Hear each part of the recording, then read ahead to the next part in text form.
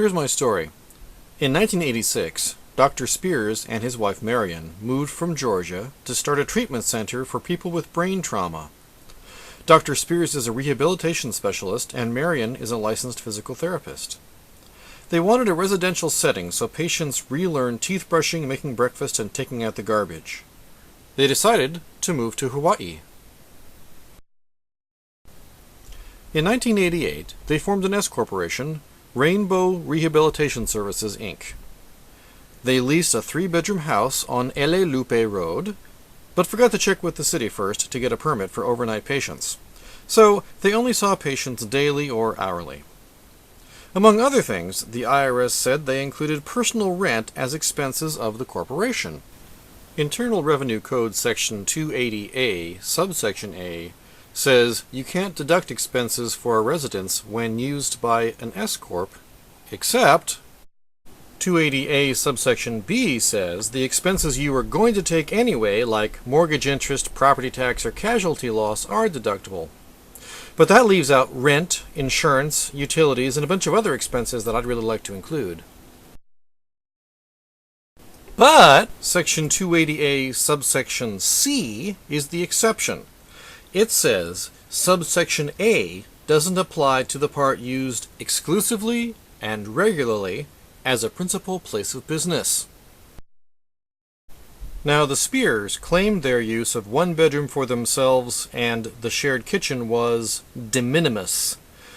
But the standard of exclusivity is all or nothing. So, except for the treatment room, it was all non-deductible. But the treatment room rent and expenses are deductible.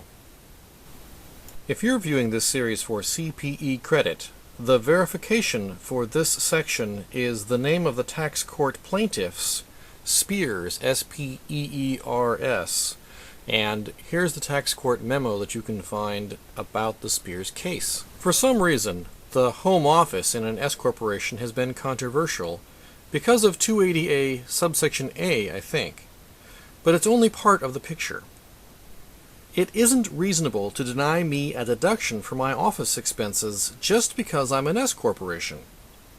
280A subsection C keeps the playing field level, provided I can maintain the exclusive and regular use tests. Once we've decided that the rent payment is allowable, what do we do with it? From the corporate perspective, the corporation is paying rent to an individual, usually the shareholder, so I want to have a 1099 MISC with an amount in Box 1 for rents. From the shareholder's perspective, they're receiving a 1099 for rent. Are you going to put that on an 8829? I think you're going to have a matching error. I wouldn't put it on the 8829. Just as though I'd had any other rental activity, I would report the rents received on Schedule E, and then all the expenses associated, allocated of course between business and personal use, so I'm only going to report the business expenses on my Schedule E to offset my rent. How much rent do you charge the corporation? I think it has to be fair market value. My rule of thumb is to make a slight amount for the individual on the Schedule E.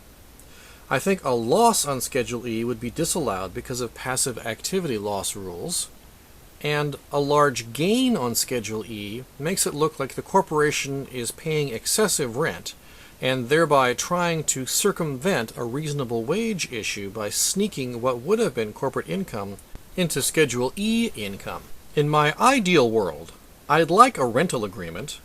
I'd also like the contract to be approved in the minutes of the corporation, and I'd like canceled rent checks. Can you go back after year end and add it in? I've done it. It makes me a little uncomfortable, but if it had always been a reasonable expense, one they should have been taking anyway, I feel better about it. It's helpful if the client tells me about it before the 1099 due date, but I do the 1099 even if there may be a late penalty for that 1099. If properly done, this can reduce corporate net income to help alleviate a reasonable wage problem.